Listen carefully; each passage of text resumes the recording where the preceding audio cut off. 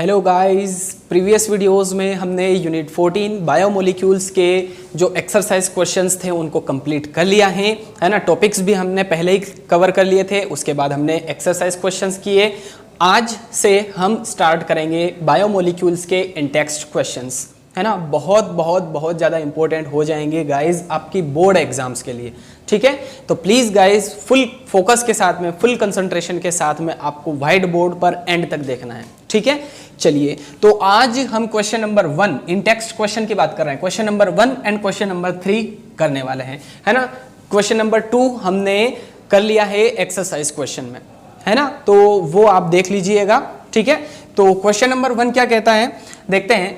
Glucose और sucrose are soluble in water but cyclohexane और benzene are insoluble in water, explain. ठीक है, यहां पर ग्लूकोज एंड सुक्रोज जो होते हैं वो वाटर सोल्यूबल होते हैं, बट साइक्लोहेक्सेन या फिर बेंजीन वाटर में इनसोल्यूबल होते हैं। तो इसका रीजन क्या है ना, ये हमें एक्सप्लेन करना है। तो चलिए देखते हैं आंसर क्या लिखा है। Glucose and sucrose are polar molecules. Glucose contain 5 OH groups and sucrose contain 8 OH groups, so they form hydrogen bond with water and thus are soluble. ठीक है, अब ग्लूकोज और सुक्रोज की अगर हम बात करें तो इनकी होवर्थ स्ट्रक्चर या फिर जो फिशर प्रोजेक्शन है वो हमने देखी थी ट्रिक के थ्रू। अगर आपने वो स्ट्रक्चर वाला जो वीडियो है वो नहीं देखा है, ट्रिक वाला वीडियो, तो डिस्क्रिप्शन बॉक्स में लिंक गिवन है। हमने वहां पर D form, L form, alpha and beta form, है ना, होवर्थ प्रोजेक्शन एंड फिशर प्रोजेक्शन अच्छे से डिस्कस किया था विद ट्रिक, ठीक है। तो आप वो वीडियो देख सकते हैं, डिस्क्रिप्शन बॉक्स में लिंक गिवन है, ओके। तो एक बात तो ये कि ग्लूकोज और सुक्रोज नेचर में क्या होते हैं, पोलर होते हैं, है ना, यानी कि वहां पर पोल का फॉर्मेशन होता है, positive pole and negative pole का, ठीक है। जिस तरह से वाटर भी एक पोलर मॉलिक्यूल है, सिमिलरली ग्लूकोज एंड सुक्रोज भी एक पोलर मॉलिक्यूल होते हैं, ठीक है। और दूसरा ये है कि ग्लूकोज 5 OH ग्रुप कंटेन करता है and sucrose 8 OH group contain करता है। अगर इनकी स्ट्रक्चर को हम ध्यान से देखें तो ग्लूकोज 5 OH ग्रुप कंटेन करता है और सुक्रोज 8 OH ग्रुप, ठीक है। तो यहां पर जो OH ग्रुप है उसी वजह से हाइड्रोजन बॉन्ड का फॉर्मेशन हो जाता है और वाटर के साथ में ये मिक्स हो जाते हैं, सोल्यूबल हो जाते हैं। तो बस यही रीजन है, ग्लूकोज एंड सुक्रोज जो होते हैं वो वाटर सोल्यूबल होते हैं।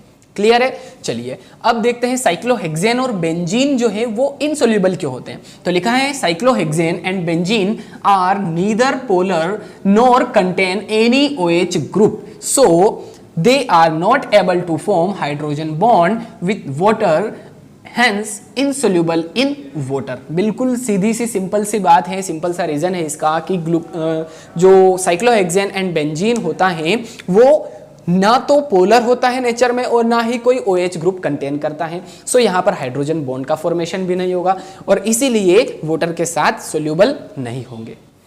क्लियर है। चलिए नेक्स्ट देखते हैं। How do you explain the absence of CHO group यानी कि aldehyde group in the penta acetate of D glucose, है ना। आप किस तरह से एक्सप्लेन करेंगे कि जो डी ग्लूकोज का पेंटा एसीटेट है उसके अंदर CHO ग्रुप यानी कि अल्डिहाइड ग्रुप अब्सेंट होता है, ठीक है। तो आप कैसे एक्सप्लेन करेंगे, चलिए देखते हैं। लिखा है the open structure of D glucose reacts with hydroxyl amine, formula होता है इसका NH2OH टू फॉर्म अन ऑक्सिम, है ना। ग्लूकोज ऑक्सिम का फॉर्मेशन करता है डी ग्लूकोज जब इसकी रिएक्शन होती है हाइड्रोक्सिल अमाइन यानी कि NH2OH के साथ में, है ना। क्या फॉर्म करता है, glucose oxime. Because of the presence of the CHO group यानी कि aldehyde group in the structure, है ना। ये ग्लूकोज ऑक्सिम का फॉर्मेशन क्यों करता है, क्योंकि इसकी स्ट्रक्चर को अगर हम ध्यान से देखेंगे तो वहां पर अल्डिहाइड ग्रुप कंटेन करता है ये, है ना। अल्डिहाइड ग्रुप प्रेजेंट होता है डी ग्लूकोज की स्ट्रक्चर में और ओपन चेन स्ट्रक्चर होती है, ठीक है। तो फ्री अल्डिहाइड ग्रुप प्रेजेंट होता है, सो इसीलिए डी ग्लूकोज हाइड्रोक्सिल अमाइन के साथ में रिएक्ट करके ग्लूकोज ऑक्सिम का फॉर्मेशन करता है, ठीक है। आगे लिखा है whereas the penta acetate of D glucose doesn't form an open structure and thus it does not react with hydroxyl amine. This shows the absence of aldehydic group in the penta acetate of D glucose. ठीक है, अब जो D glucose का पेंटा acetate है वो open chain structure का formation नहीं करता है और इसीलिए यहां पर ये जो पेंटा एसीटेट ऑफ डी ग्लूकोज है ये हाइड्रोक्सिल अमाइन के साथ में रिएक्शन नहीं करता है ना। और एक रीजन ये भी है कि यहां पर CHO ग्रुप प्रेजेंट नहीं होता है ना। तो ये जो रिएक्शन है ये यही शो करती है कि जो पेंटा एसीटेट ऑफ डी ग्लूकोज है उसके अंदर CHO ग्रुप एब्सेंट रहता है या प्रेजेंट नहीं रहता है ना। अल्डिहाइडिक ग्रुप या CHO ग्रुप एब्सेंट रहता है penta acetate of D glucose में। सो इसीलिए ये हाइड्रोक्सिल अमाइन के साथ में रिएक्शन नहीं करता है ना। सबसे पहले तो इनका स्क्रीनशॉट ले लीजिए। अब हम देखने वाले हैं कि ये जो रिएक्शंस है ये हम कैसे लिख सकते हैं, कैसे एक्सप्लेन कर सकते हैं। ठीक है, चलिए गाइस, जो थर्ड वाला क्वेश्चन था उसकी जो रिएक्शंस हैं वो हम यहां पर देख लेते हैं, है ना। सबसे पहले हमें ग्लूकोज की स्ट्रक्चर बनानी पड़ेगी क्योंकि ग्लूकोज में ये रिएक्शन हमें परफॉर्म करना है। तो चलिए ग्लूकोज की स्ट्रक्चर में बना देता हूं सबसे पहले तो। ठीक है, यहाँ पर OH H H OH H OH OH H, है ना, ये ग्लूकोज की स्ट्रक्चर। चलिए अब हम इसकी रिएक्शन किसके साथ में करवाएंगे, हाइड्रोक्सिल अमाइन के साथ में। तो चलिए हाइड्रोक्सिल अमाइन का फॉर्मूला क्या होता है बताइए, NH2OH, है ना, मैंने वहां पर लिखा भी था। तो NH2OH हाइड्रोक्सिल अमाइन का फॉर्मूला होता है। अब यहां से इस स्ट्रक्चर में से H2O का मॉलिक्यूल एग्जिट हो जाएगा और कुछ नहीं करना है। देखिए मैं बताऊंगा आपको, बिल्कुल इजी है ना। देखिए यहां पर तो यहां पर जो है 1 2 3 4 और यहाँ पर CH2OH एज इट इज रहेगा। ये बीच वाली जो स्ट्रक्चर है बिल्कुल सेम रहेगी, है ना। OH H H OH, यहाँ पर H OH और यहाँ पर OH और यहाँ पर H। अब यहाँ पर CHO है तो यहाँ पर हो जाएगा CH, यहाँ पर लिख देता हूँ मैं H को, C के बाद यहाँ पर H और यहाँ पर डबल बॉन्ड NOH। तो ये फॉर्मेशन हो गया किसका, ग्लूकोज ऑक्सिम का। ये क्या है, ग्लूकोज ऑक्सिम। ठीक है, ये ग्लूकोज ऑक्सिम का फॉर्मेशन हो गया, कुछ नहीं करा हमने।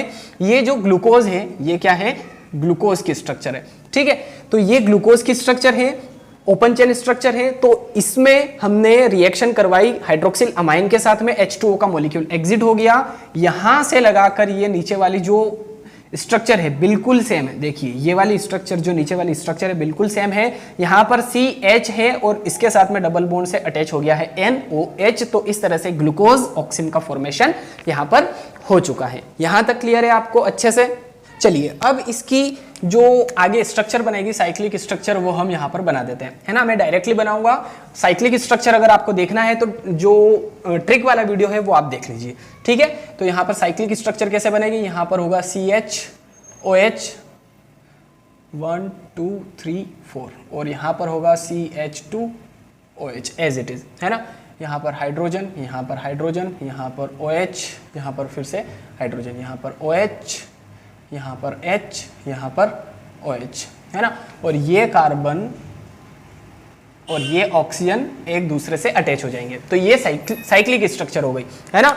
अल्फा डी ग्लूकोज या फिर बीटा डी ग्लूकोज, है ना। Alpha D glucose plus beta D glucose लिख देता हूं मैं यहाँ पे। ठीक है, चलिए अब हमें यहाँ पर इस स्ट्रक्चर के थ्रू, इस साइक्लिक स्ट्रक्चर के थ्रू हमें यहां पर बनाना है penta acetate of D glucose. तो पेंटा एसीटेट ऑफ डी ग्लूकोज बनाने के लिए हमें किसके साथ में रिएक्शन करवाना पड़ेगी, इसकी रिएक्शन हमें करवाना पड़ेगी एसिटिक एनहाइड्राइड के साथ में। तो चलिए करवा देते हैं रिएक्शन एसिटिक एनहाइड्राइड के साथ में। CH3 C double bond O, यहाँ पर CH3 C double bond O और ये ऑक्सीजन से कनेक्ट होगा।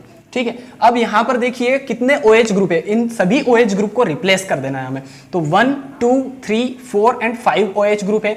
तो हम यहां पर जो एसिटिक एनहाइड्राइड है वो कितने टाइम्स लेने वाले हैं, 5 टाइम्स लेने वाले हैं। बहुत ज्यादा इंपॉर्टेंट है ना। अब देखिए ये जो OH ग्रुप है ये रिप्लेस हो जाएंगे इस ग्रुप के थ्रू, कौन सा, CH3CO और O।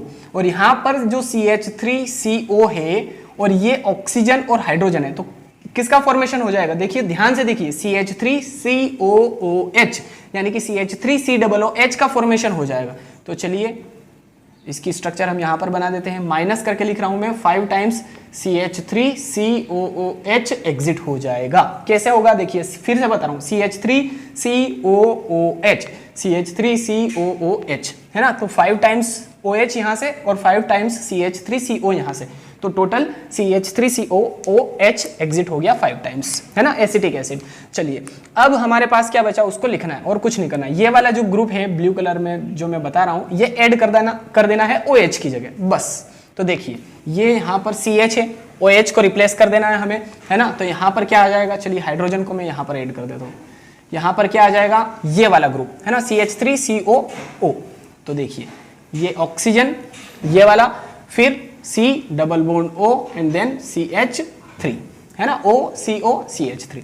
चलिए इस कार्बन से फिर ये कार्बन अटैच है यहाँ का, तो यहाँ से एक हाइड्रोजन अटैच है, OH को रिप्लेस करके हमें ये वाला ग्रुप अटैच करना है। तो फिर से OC double bond O and then CH3। फिर कार्बन है, यहाँ पर हाइड्रोजन अटैच है और यहाँ पर OH अटैच है, तो उसकी जगह फिर से ये वाला ग्रुप, तो ये हो गया O, फिर यहाँ पर हो गया C double bond O and then CH3। चलिए फिर ये वाला कार्बन है ना, यहाँ पर हाइड्रोजन अटैच है, तो ये हाइड्रोजन अटैच कर दिया, है ना। फिर 1 2 3 4 1 2 3 4 ये वाला OH है, तो इसकी जगह फिर से OC double bond O and then CH3 attach हो जाएगा। फिर यहाँ पर जो ये कार्बन है, इससे एक हाइड्रोजन अटैच है, तो ये हाइड्रोजन अटैच कर दिया, है ना। और इस कार्बन से यहाँ पर ऑक्सीजन भी अटैच है ना, ये गलती नहीं करना है, ये ऑक्सीजन भी अटैच है यहाँ पर, तो ये ऑक्सीजन अटैच हो गया। और फिर यहाँ पर क्या है, CH2 है और OH की जगह फिर से हमें ये अटैच करना है, OC double bond O and then CH3। ठीक है, तो ये किसका फॉर्मेशन हो गया, मैं इसका नाम लिख देता हूं यहाँ पर, पेंटा एसीटेट ऑफ डी ग्लूकोज। किसका फॉर्मेशन हो गया, पेंटा एसीटेट ऑफ डी ग्लूकोज का फॉर्मेशन हो गया। कैसे हुआ, इसकी रिएक्शन हमें करवानी पड़ेगी एसिटिक एनहाइड्राइड के साथ में, 5 टाइम्स लेना है हमें, क्योंकि यहाँ पर 5 OH है, 1 2 3 4 एंड 5। ठीक है, तो 5 टाइम्स CH3COO हमने लिया, एसिटिक एनहाइड्राइड लिया, तो 5 टाइम्स एसिटिक एसिड एग्जिट हो जाएगा और ये वाला जो ग्रुप है CH3COO ये अटैच हो जाएगा। जहां कहीं भी OH आपको दिख रहा है वहां पर ये वाला ग्रुप आकर के अटैच हो जाएगा। तो इस तरह से पेंटा एसीटेट ऑफ डी ग्लूकोज का फॉर्मेशन हो जाएगा। चलिए अब एक बात और मैं आपको बता दूं, बहुत भारी भरकम स्ट्रक्चर दिख रही होगी, है ना, कुछ नहीं है, मैंने आपको बता दिया है, OH को रिप्लेस करके ये ऐड करना है। ठीक है, तो अब इस स्ट्रक्चर में आप देखेंगे तो कोई free CHO group, aldehyde group आपको नहीं दिख रहा है, यानी कि इसकी रिएक्शन जब किसके साथ में होगी, NH2OH यानी कि हाइड्रोक्सिल अमाइन के साथ में होगी, तो कोई ऑक्सीन नहीं बनेगा, नो ऑक्सीन इज फॉर्म्ड।